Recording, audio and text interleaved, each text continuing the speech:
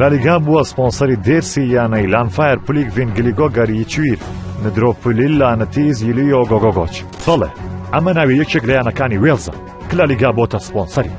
ناوەکە لە 58 پێگاتووە و یەکێک لە درێژترین ناوەکان لە جیهاندا کە یانەکە ناسراوە بە CPD لانفایر پول FC.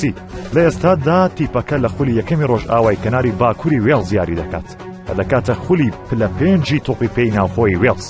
تەنانەت لالیگا تابلۆیەکی نوێی بەگوندەکە بەخشی کە لەسەری نووسراوە بەخێر بیت بۆ گوندی لانفایر پولیکڤانۆ گلیگۆ گەریچویر ندرۆپۆلیلا نەتیسیۆلۆ گۆگۆگۆچ.